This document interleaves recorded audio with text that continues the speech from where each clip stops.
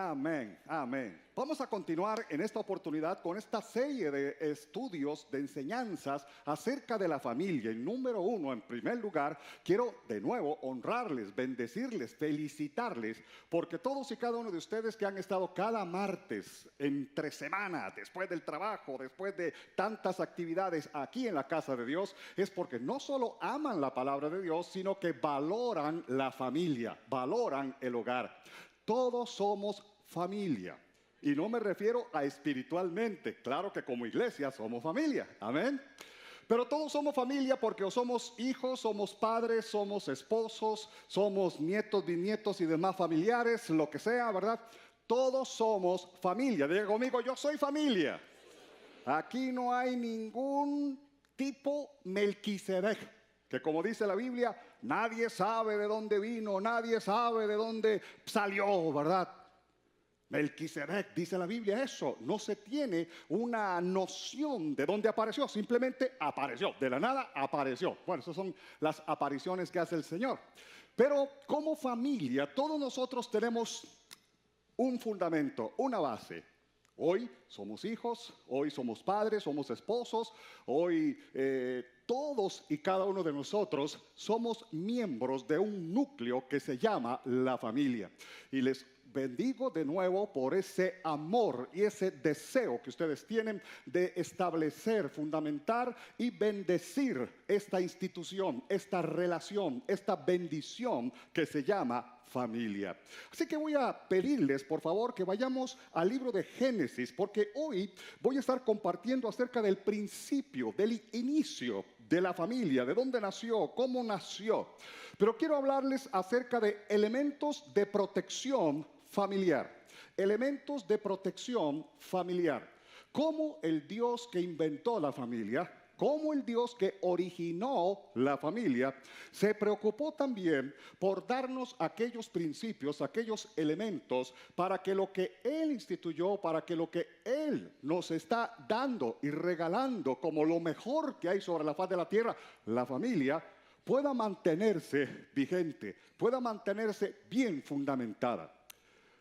Lo único que el ser humano ha rescatado del paraíso edénico es precisamente la familia. Todo lo demás se perdió. Todo se perdió. Todo. La eternidad, la salud, la prosperidad, la bendición, aquella comunión extraordinaria entre Adán y Eva y el Padre, todo eso se perdió. Dice la Biblia que fueron expulsados del huerto del Edén. Pero lo único que hemos rescatado del paraíso edénico es precisamente la institución de la familia. Es obvio que no existe un hogar perfecto, no existe una familia perfecta. Hace poco estaba predicando acerca de que no existe la iglesia perfecta. Pues bien, tampoco existe la familia perfecta, pero sí podemos ser una familia feliz. Podemos tener un hogar feliz, podemos tener relaciones felices. Yo no sé si tú vienes solo a la iglesia, no sé si tú a la distancia nos estás acompañando y tienes una relación, una comunión con Dios, tal vez solo porque solamente tú has llegado a los pies del Señor. Pero quiero decirte que si ya estás disfrutando de una familia, gloria a Dios. Pero si no, tú vas a ser parte de una familia. En este momento ya lo eres, pero vas a poder formar tu propio hogar. Hay principios en la Biblia. La vida nos da regalos, pero nosotros logramos premios. Por ejemplo, podemos tener un hogar, pero si nos esforzamos, podemos tener un buen hogar. Podemos tener un matrimonio. La vida nos da un matrimonio. Conocemos a la persona con la que queremos pasar el resto de nuestra vida hasta que la muerte nos separe, y no es que la suegra se llama muerte. Pero tenemos un matrimonio, qué bendición. Pero tener un buen matrimonio exige trabajo, exige esfuerzo. Podemos tener hijos, pero para tener buenos hijos hay que esforzarse, hay que trabajar. Muchas veces pensamos, ¿verdad? Bueno, cuando los hijos están pequeños, uno hasta que se los quiere comer Y cuando están grandes, dice, ¿por qué no me los comí, verdad? Suceden cosas así que hay que saber hacer en el momento indicado, ¿verdad? Pero tener buenos hijos exige trabajo, no es por casualidad. Tener un buen matrimonio no es por casualidad, no es por suerte. Tener un lindo hogar, una linda familia, no es por casualidad. Exige esfuerzo. Por eso la Biblia dice, esfuérzate y sé valiente, esfuérzate y sé muy valiente. Mira que te mando que te esfuerces y que seas valiente. El premio del esfuerzo siempre va a ser éxito en todo lo que emprendamos. Amén. Repito, la vida nos da regalos. El hogar, el matrimonio, los hijos, la familia. Pero nosotros ganamos premios. ¿Cómo? Esforzándonos. Y lo que ustedes están haciendo en esta oportunidad, y lo han estado haciendo durante las semanas anteriores, precisamente es esforzándose. Quieren tener una mejor familia, quieren tener una mejor relación, quieren llegar a formar una familia exitosa, de bendición, no perfecta, pero sí de bendición. Y déjame decirte, lo vamos a lograr, porque Dios está con nosotros. Estamos haciendo lo que Dios quiere que hagamos. Amén. Aleluya.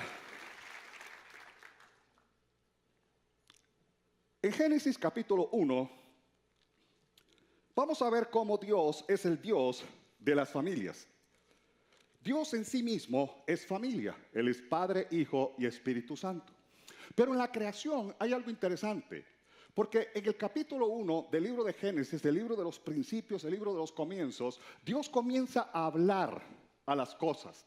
Le habla a la tierra, le habla al mar, le habla a las estrellas, le habla a la lumbrera mayor, a la lumbrera menor. Dice Dios, hágase la luz, hágase la lumbrera mayor, hágase los peces, hágase esto, hágase lo otro. Pero cuando llegamos al hombre, Dios hace como un paréntesis, Dios hace y se detiene. Y en el versículo 26 dice, entonces dijo Dios, hagamos. Diga conmigo, hagamos.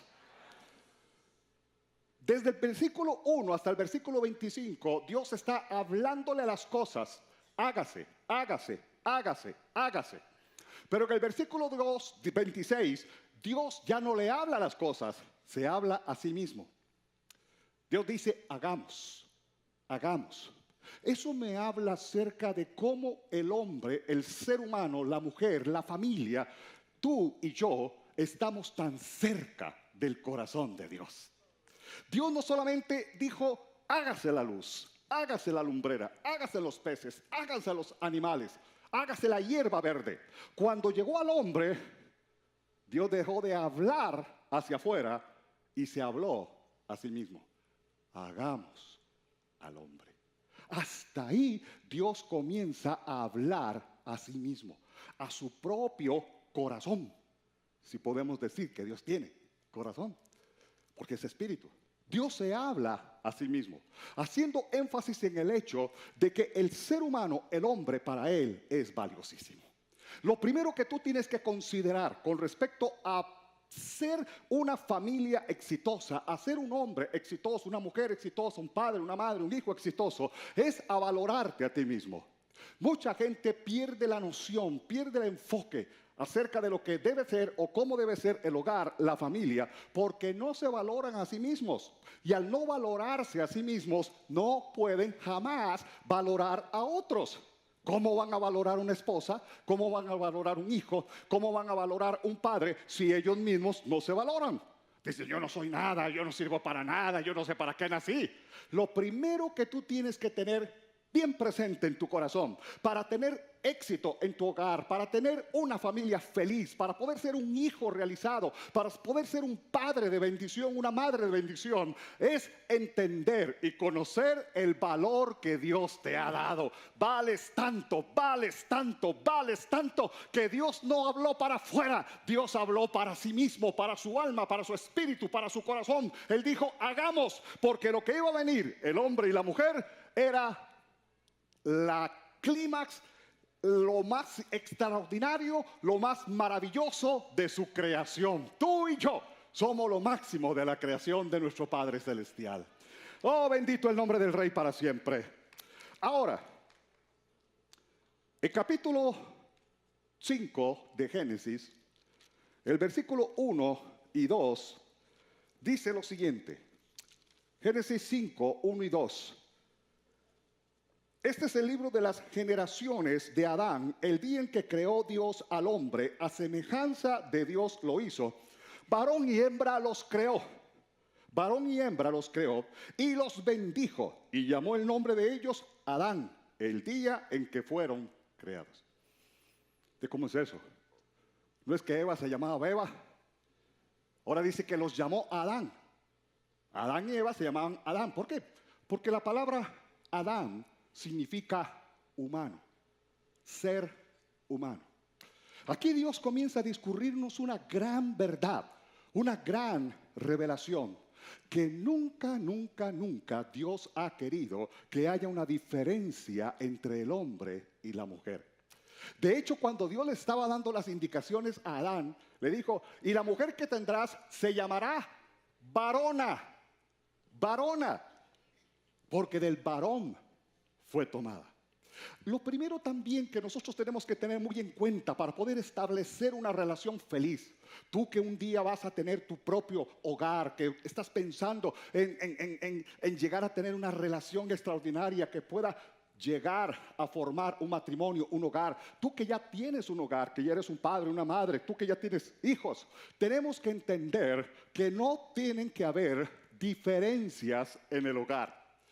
La Biblia me habla de un Dios que nos pone al mismo nivel. Dios está diciendo, en la Nueva Versión Internacional, la Biblia dice, y los llamó humanos.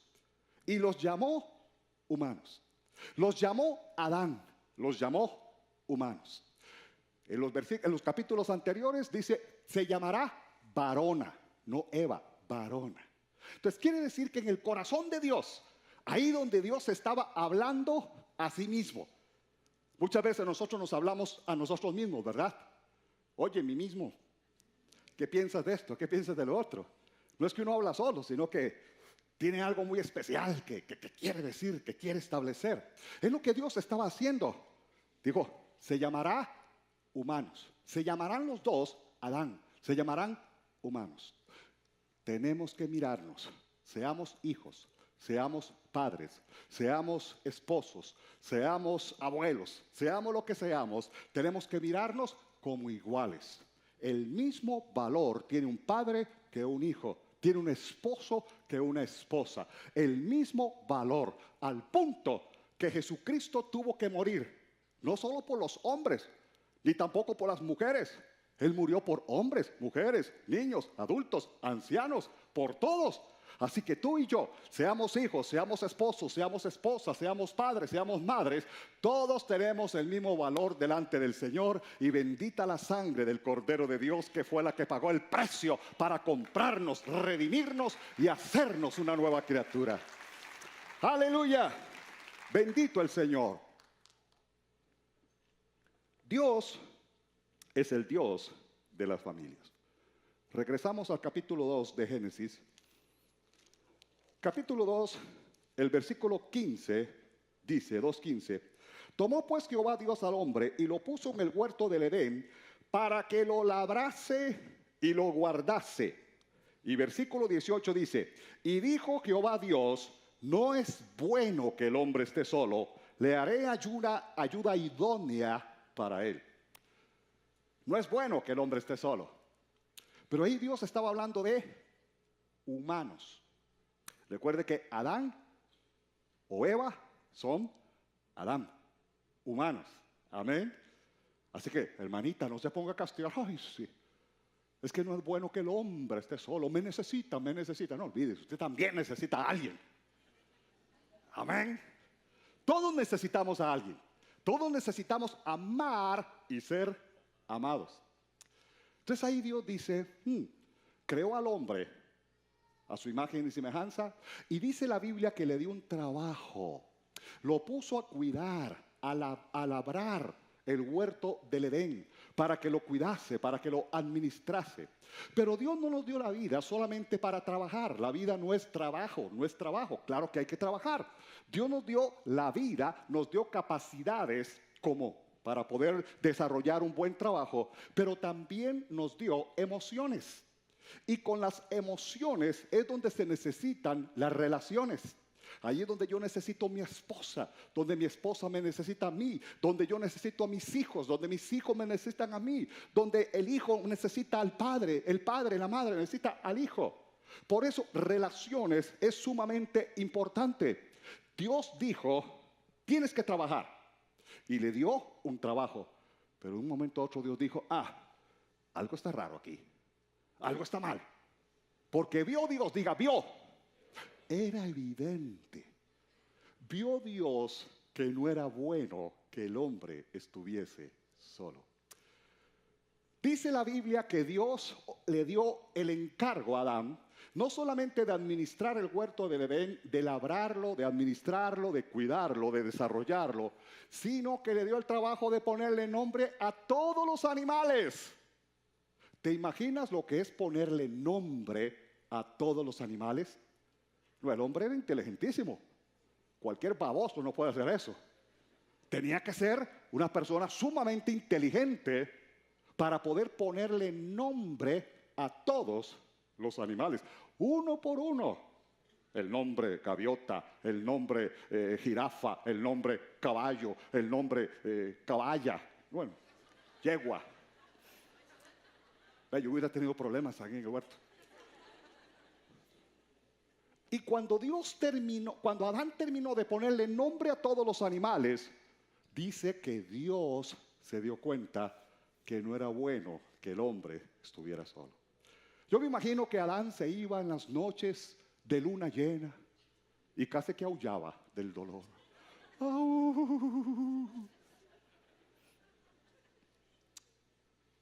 Y entonces Dios lo hizo caer en un sueño profundo. Lo hizo caer en un sueño profundo.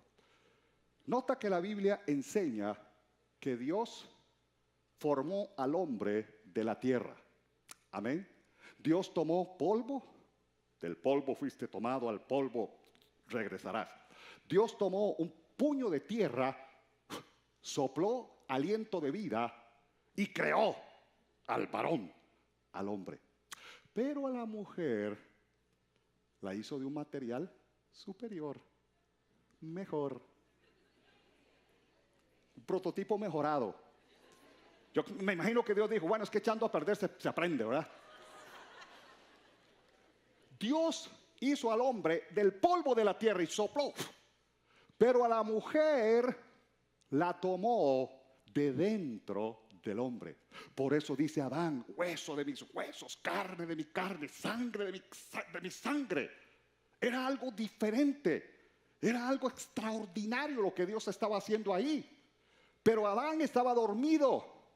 Recuerda que él estaba terminando de ponerle nombre a todos los animales. ¿Cuántos animales pueden haber sobre la faz de la tierra? Millones. Y a todos les puso nombre. El hombre quedó noqueado. Yo creo que no fue ni Dios el que lo puso a dormir. Él se durmió solo, ¿verdad? Del cansancio. Y mientras estaba dormido, Dios tomó una de sus costillas, creó a Eva. Y cuando Adán se despertó, imagínate, le había puesto nombre a millones de animales, había estado con animales. Cuando se despertó, yo me imagino que Adán dijo, ¡qué animalón! Con todo respeto, hermanos. Pero era lo único que conocía. Le dijo, ese animal sí me gusta. Aleluya, dijo. Eso es lo que se llama tener una epifanía, una revelación de un momento a otro. ¿Qué es eso? Y Dios dijo, tu esposita, te la doy como un regalo de mi gracia, de mi favor y de mi amor. Cuando las familias se ven unos a otros como un regalo de Dios, cualquier cosa se puede superar, cualquier cosa se puede vencer y podemos caminar de bendición en bendición y de victoria en victoria. Amén. ¿Cómo ves a tu esposo, hermana? Ay, es que ya no sé dónde, ni sé dónde ponerlo. En todo lado me estorba.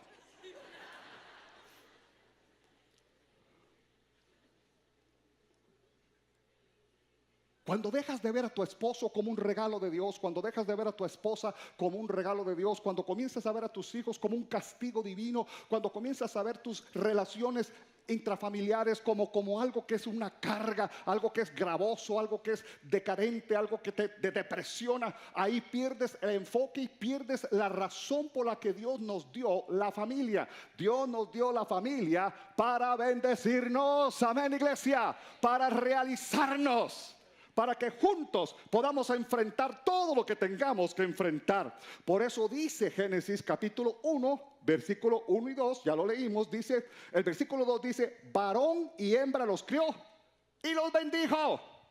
Varón y hembra los creó y los bendijo. Por eso el originador de la familia es Dios. Y el que quiere sustentar la familia es el Dios que la creó.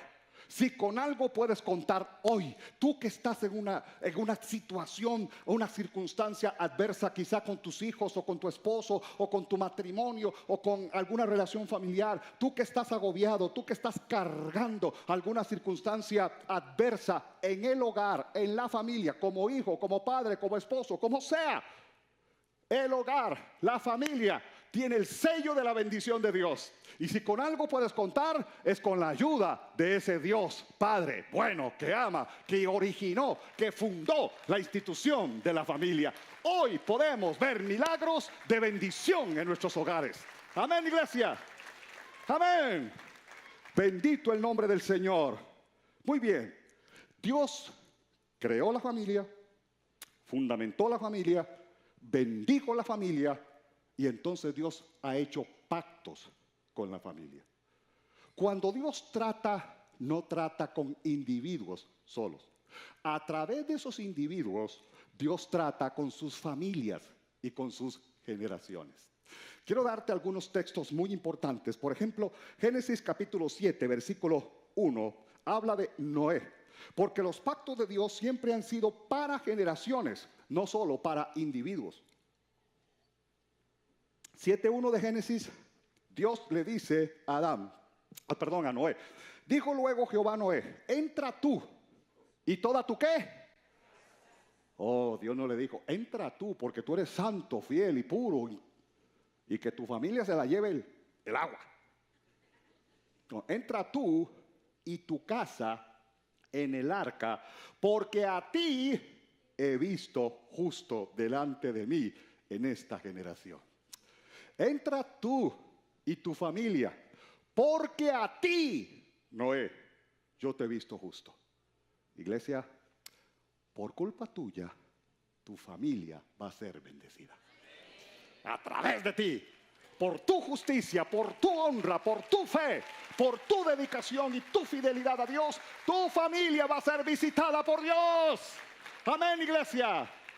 Eso es lo que nosotros tenemos que tener presente en nuestros corazones. Dios es un Dios de familias. Dios ama el hogar, Dios ama la familia. Dios no quiere ver hogares desintegrados. Y si lamentablemente tú experimentaste una ruptura en tu hogar, en tu matrimonio, o tus padres se divorciaron, o el hogar donde tú creciste fue algo terrible, algo de verdad chocante, frustrante, no tengas temor. Tu familia, la tuya, la que tú vas a iniciar, va a ser un lugar de bendición, va a ser un lugar de éxito, va a ser un lugar bajo cielos abiertos, porque tienen la bendición de Dios. Amén.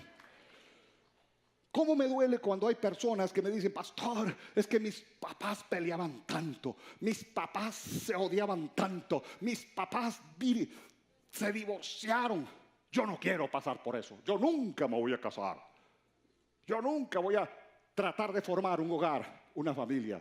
No te pierdas esa bendición. El hogar, la familia, es lo único que hemos rescatado del paraíso edénico. Amén. Lamentablemente haya pasado lo que haya pasado en tus tiempos, con tus padres, con tus abuelos, con tus familiares, no significa que va a pasar contigo, porque tú tienes la buena mano de Dios sobre ti y sobre los tuyos. Amén. Oh, bendito el nombre del Rey. Aleluya. Entra tú y toda tu casa, porque a ti he visto justo. Los pactos de Dios siempre inician con una nueva generación. Salmo capítulo 112, versículos 1 al 3 dice: bienaventurado el hombre que teme a Jehová y en sus mandamientos se deleita en gran manera. Su descendencia, diga descendencia, será poderosa en la tierra. La generación de los rectos, diga generación. Descendencia, generación, los tuyos, los que van a salir de sus lomos, los tuyos, los que vienen después de ti, van a ser una generación poderosa. Dice, versículo 2, su descendencia será poderosa en la tierra, la generación de los rectos será bendita. Bienes y riquezas hay en su casa y su justicia permanece para siempre. Amén. Tú eres el principio, tú eres el inicio de una nueva generación familiar. Pastor, por generaciones mi familia ha sido maldita, por generaciones en mi familia ha habido adulterio, por generaciones en mi familia ha habido rupturas, por generaciones en mis familias han habido violencia, experiencias terribles, sí, por generaciones, pero tú estás fundando una nueva generación. A partir de ti las cosas van a ser diferentes. Amén, iglesia.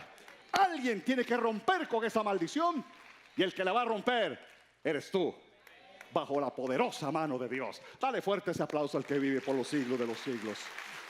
Aleluya.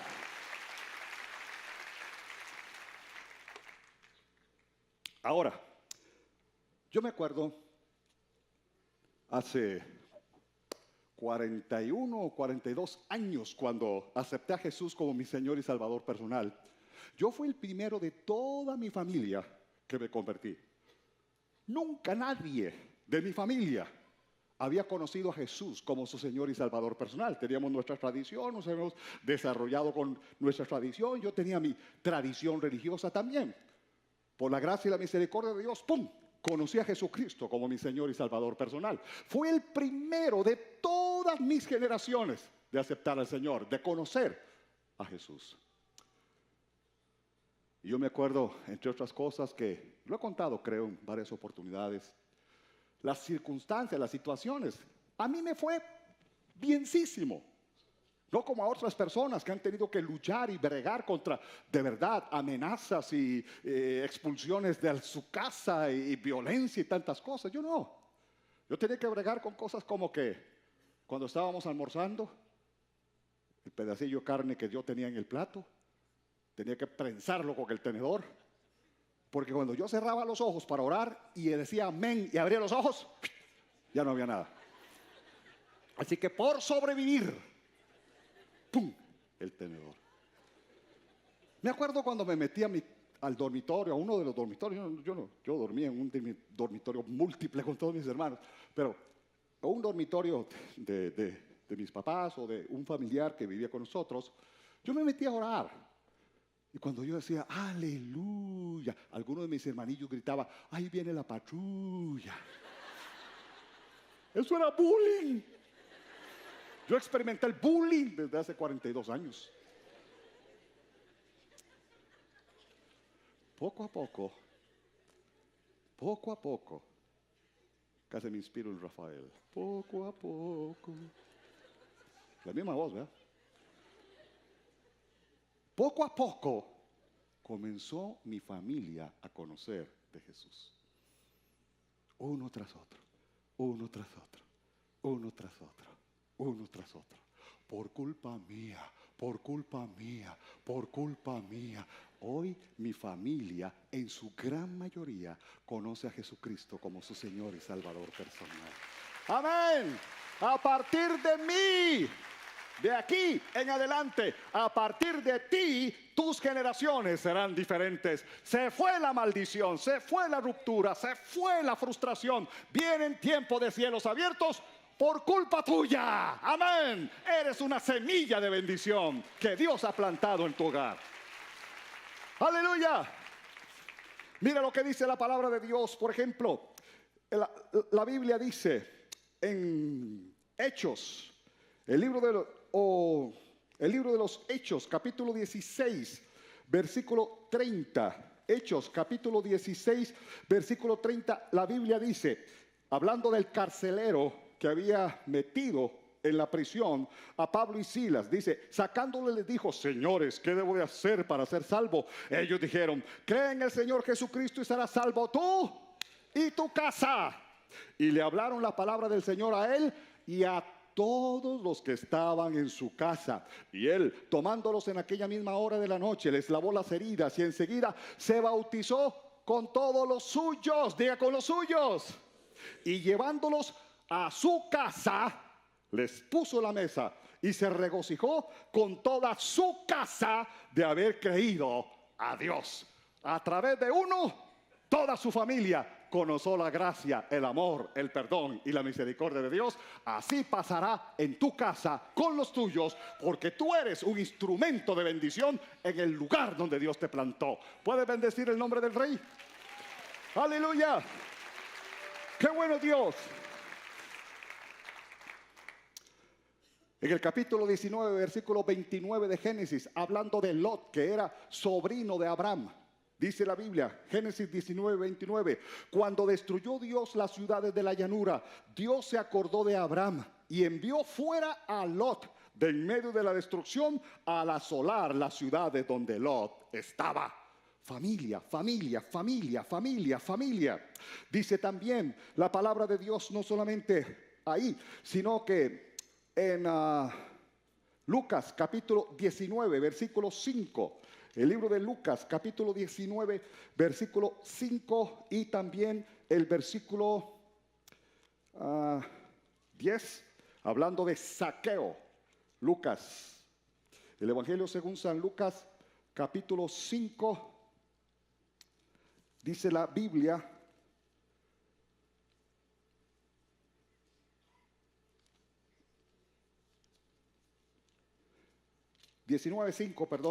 Lucas 19:5 dice, hablando de Zaqueo, aquel hombre pequeño que anhelaba ver a Jesús, conocer a Jesús, pero era un publicano, era un hombre ladrón, era un hombre que había hecho cosas terribles en contra del pueblo de Israel. Entonces el versículo 5, cuando Jesús llegó a aquel lugar, mirando hacia arriba, le vio y le dijo, Zaqueo, date prisa, desciende, porque hoy es necesario que pose yo en tu casa. Y vamos ahora al versículo 9. Jesús le dijo, hoy ha venido la salvación. ¿A dónde?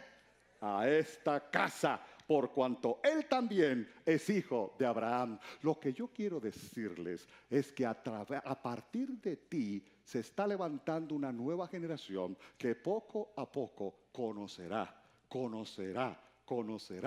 el amor, el perdón y la salvación que hay en Jesucristo, el Hijo de Dios. Espéralo, decláralo y proclámalo. Aleluya.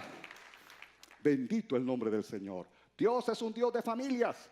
Él inventó la familia, Él bendijo la familia, Él ama la familia. Así que no digas, ay, mi papá no tiene solución, mi papá o mi esposa no tiene solución, o mis hijos ya los perdí. No, Señor, no, Señor. Hoy los vamos a rescatar por el poder de la sangre del Cordero de Dios.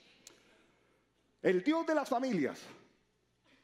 El otro elemento que guarda, que protege nuestros hogares, es el oficio sacerdotal en la familia. El oficio sacerdotal en la familia. Génesis capítulo 18, versículo 16. Génesis 18, versículo 16 dice, vamos a leer primeramente hasta el versículo 22 y mantenga su Biblia abierta ahí. Los varones, hablando de dos ángeles que se le aparecieron a Abraham, dice, los varones se levantaron de allí y miraron hacia Sodoma, y Abraham iba con ellos acompañándolos. Y Jehová dijo, ¿encubriré yo a Abraham lo que voy a hacer? Dios estaba fraguando destruir Sodoma. ¿Encubriré yo a Abraham lo que voy a hacer? Versículo 18. Habiendo de ser Abraham una nación grande y fuerte, y habiendo de ser benditas en él todas las naciones o las familias, dicen muchas traducciones, de la tierra, porque yo sé que mandará a sus hijos y a su casa después de sí, que guarden el camino de Jehová, haciendo justicia y juicio para que haga venir Jehová sobre Abraham lo que ha hablado acerca de él. Entonces Jehová le dijo: por cuanto el clamor contra Sodoma y Gomorra se aumenta más y más, y el pecado de ellos se ha agravado en extremo, descenderé ahora y veré si han consumado su obra según el clamor que ha venido hasta mí, y si no, lo sabré. Y se apartaron de allí los varones y fueron hacia Sodoma, pero Abraham estaba aún delante de Jehová. ¿A dónde estaba Abraham? ¿A dónde estaba Abraham? Diga, delante de Dios. ¿Dónde estás tú por los tuyos? ¿Estás delante de Jehová? El asunto no es trabajo de Dios. Señor, tú inventaste la familia, tú me metiste en este embrollo, tú me dijiste que me casara. Ahora ya yo no sé qué hacer con mi esposa. A veces le digo: Señor, ilumínala o elimínala. ¿Ahora qué hago? No todo es asunto de Dios.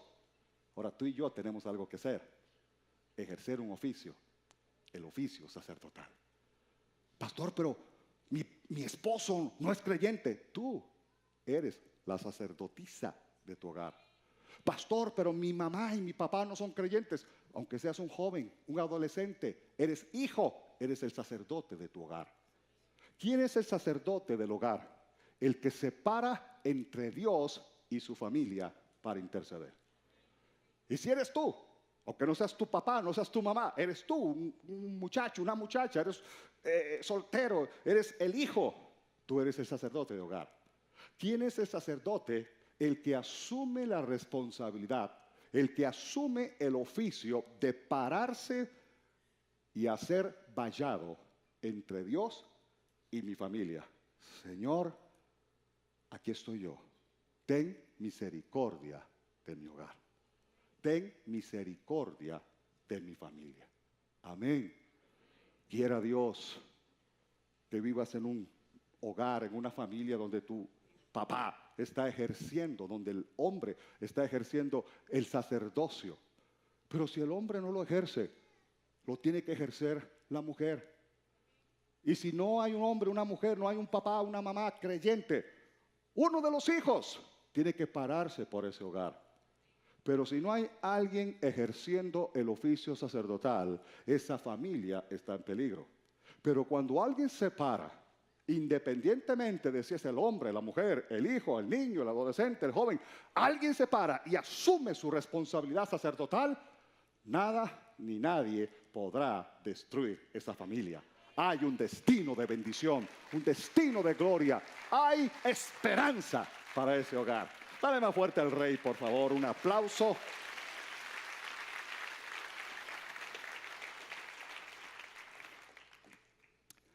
En esta historia, Abraham asume una posición sacerdotal porque Lot era su sobrino. No era su hijo, era su sobrino, pero era familia, era familia. Y entonces la palabra de Dios habla acerca de que nuestras familias dependen de verdaderos sacerdotes. En primer lugar, un sacerdote es un intercesor que ama. Alguien que por amor hace algo. En el versículo 22, la segunda parte del versículo 22 dice: pero Abraham estaba aún delante de Dios. Cuando tú te paras ahí y no te vas de la presencia de Dios, ten misericordia de mi hogar, ten misericordia de mi familia, ten misericordia de mis hijos, ten misericordia de mis padres, ten misericordia de mis hermanos. Cuando tú te paras delante de Jehová, mi amado, estás conmoviendo el reino de los cielos. Estás provocando que Dios reaccione. Un intercesor, un sacerdote es un intercesor que ama. Uno que es movido por Dios porque tiene compasión. Una persona que intercede, una persona que se para, una persona que dice: esta casa, este hogar, esta familia le pertenece a Dios y no hay diablo que se la lleve entre las patas, porque la mano de Dios está sobre este lugar, sobre esta casa y sobre los que viven aquí. Amén. Un sacerdote no solo es uno que intercede porque ama, es uno que mueve a Dios porque es un atrevido. El sacerdote, la persona que ejerce el sacerdocio en una casa, en un hogar, tiene que ser una persona atrevida. Tiene que atreverse a lo que otros no se atreven. Y eso hace que Dios se mueve, que Dios reaccione. Dice la palabra de Dios, y vamos aquí al versículo 23 del capítulo que estamos leyendo, Génesis 18. Versículo 23 dice: y se acercó a Abraham y dijo: ¿destruirás también al justo con el impío? Quizá haya 50 justos dentro de la ciudad. ¿Destruirás también y no perdonarás al lugar por amor a los 50 justos que estén dentro de él? Lejos de ti el hacer tal, que hagas morir al justo con el impío, y que sea el justo tratado como el impío. Nunca tal hagas. El juez de toda la tierra no es de hacer lo que es justo. ¿Vea qué atrevido? Predicándole a Dios. No es que sermonzazo le está tirando a Dios. ¿Ah? Solo faltó recoger la ofrenda ahí. Señor, pero ¿cómo es posible? Pero mira, que aquí, que allá. Le predicó un mensaje extraordinario. Versículo 26. Entonces respondió Jehová: si hallar en Sodoma 50 justos dentro de la ciudad, perdonaré a todo este lugar por amor a ellos. ¿Okay? Si seguimos leyendo, nos damos cuenta que entonces Abraham comenzó a bajar la cifra. Bueno, ¿y si fueran 45, Señor? Y viene con el mismo mensaje, con la misma historia. ¿Y si fueran 30? Y Dios le dice: si encuentro 30, no lo destruyo. ¿Y si fueran 25? Si hay 25, no la destruyo. ¿Y si fueran 20? Si fueran 20, no la destruyo, le dice el Señor. Y llegó a 10. Abraham le dijo: Señor, ¿y si hubiesen 10 justos en Sodoma? Dios le dice: si hubiesen 10, no la destruyé. Y ahí paró Abraham. Ahí se detuvo. ¿Sabes, iglesia? Aquí hay un principio. Cuando nosotros abandonamos, Dios abandona. A partir de ahí, Abraham dejó de interceder. Abraham dejó de pararse delante de Dios. Hubiera comenzado: Señor, ¿y si hubieran 9? Por 9, no la destruyo. Señor, ¿y si fueran 5? Por 5, no la destruyo. Señor, ¿y si fuera 1? Por ese 1, no la destruyo. Pero Abraham paró a los 10. Dios se detiene cuando tú te detienes. La intercesión nunca debe detenerse. El pararse firme por tu casa, por tu familia, nunca debe detenerse. Dios no quiere detenerse, pero somos nosotros los que movemos a Dios con nuestra intercesión. Cuando hay un hombre, cuando hay una mujer, cuando hay un hijo, cuando hay un padre como Abraham, iglesia, la misericordia de Dios se va a mover y la salvación de Dios va a visitar tu casa, a ti y a los tuyos. ¿Lo puedes creer? Dale un aplauso bien fuerte al Rey, por favor. Aleluya. Bendito el nombre del Señor. El oficio del sacerdocio familiar. Y hay otro elemento que va a traer protección a nuestro hogar y a nuestra familia, y es el poder de la sangre del Cordero aplicada. Número 1, contamos con la bendición de Dios. Número 2, cuando ejercemos nuestra función sacerdotal. Y número 3, el otro nivel de protección, la otra garantía divina de que mi casa, de que los míos van a ser bendecidos, es cuando yo aprendo a aplicar el poder de la sangre del Cordero. ¿Cuántos creen que hay poder en la sangre del Cordero de Dios? Nos vamos a Éxodo, capítulo 12. La última noche de la esclavitud del pueblo de Israel, después de 420 años de estar ahí esclavos en Egipto, Dios manda el juicio final, la plaga por excelencia, la muerte de los primogénitos. Pero como Dios ha dicho que Él no quiere la muerte del que muere, en otras palabras, que Dios no anda matando gente por gusto, Dios le dio una salida, un remedio al pueblo de Israel a través de Moisés.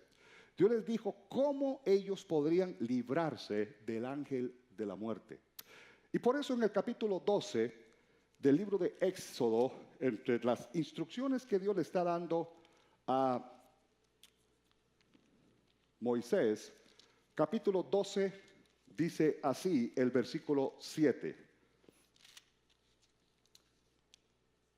Y tomarán de la sangre y la pondrán en los dos postes y en el dintel de las casas en que lo han de comer. Hablando del cordero que tenían que sacrificar. Versículo 13. Y la sangre será por señal en las casas donde vosotros estéis, y veré la sangre, y pasaré de vosotros, y no habrá en vosotros plaga de mortandad cuando hiera la tierra de Egipto. Versículo 22, desde el mismo capítulo, dice: tomad un manojo de hisopo y mojadlo en la sangre que estará en un lebrillo, y untad el dintel y los dos postes con la sangre que estará en el lebrillo, y ninguno de vosotros salga de las puertas de su casa hasta la mañana, porque Jehová pasará hiriendo a los egipcios, y cuando vea la sangre, diga: Dios ve la sangre. Cuando vea la sangre en el dintel y en los dos postes, pasará Jehová aquella puerta y no dejará entrar al heridor en vuestras casas para herir. Hay poder en la sangre del Cordero de Dios. Dios le da instrucciones a Moisés, a este señor, conocido por Moisés, sí, conocido por Moisés. Es que estaba pensando en el nombre en hebreo de Moisés. Dios le da instrucciones. Porque Dios dice: es que yo no quiero ver a mi pueblo muerto. Hay una salida, hay un remedio para que el heridor pase recto y no hiera a mi pueblo, a mis hijos. Entonces lo que Moisés tenía que dar de instrucciones al pueblo de Israel era: tomen un corderito inocente, sacrifíquenlo. Ese cordero va a servir para que ustedes lo coman más tarde, en la noche, mientras están ahí guardados, protegidos del heridor, del ángel de la muerte. Pero la sangre, esto es lo más importante, les dice: la sangre de ese cordero, tienen que tomarla y aplicar la sangre en el dintel y en los dos postes de la casa. Reúnanse por familias, diga familias. Eso dijo Dios: reúnanse por familias. Y cuando el ángel de la muerte pase y donde vea la sangre aplicada, el heridor, el ángel de la muerte, pasará sin herir. Yo te pregunto, mi amado, ¿cuál es el heridor que está agobiando, que está amenazando tu casa, a los tuyos, a tus hijos, tu familia, tu matrimonio? ¿Cuál es el heridor? La salud, las finanzas. ¿Cuál es el heridor que está amenazando la paz, la tranquilidad, la integridad de tu casa, de tu familia, de tu hogar? ¿Cuál es el heridor que está ahí amenazante? Yo quiero decirte que hoy vamos a aplicar la sangre del Cordero de Dios y no hay heridor que pueda entrar a tu casa. Vamos a evitar que la maldición, que la muerte, que la destrucción, que el divorcio, que la ruptura, que la violencia, vamos a evitar que el heridor entre para herir, porque hay poder en la sangre del Cordero de Dios que quita el pecado del mundo. Vamos a aplicar esa sangre sobre nuestras casas. Amén. Oh, bendito el nombre del Señor.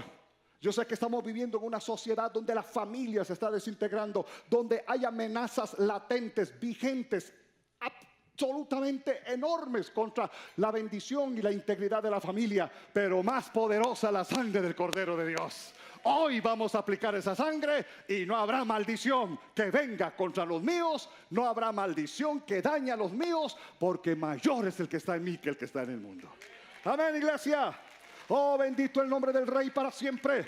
Ahora no solamente Dios les está dando esas instrucciones, sino que Dios quería que nosotros aplicáramos y activáramos ese poder. En Hebreos capítulo 11, versículo 28 dice, Hebreos 11, 28, por la fe, hablando de Moisés, celebró la Pascua por la fe. Diga la fe.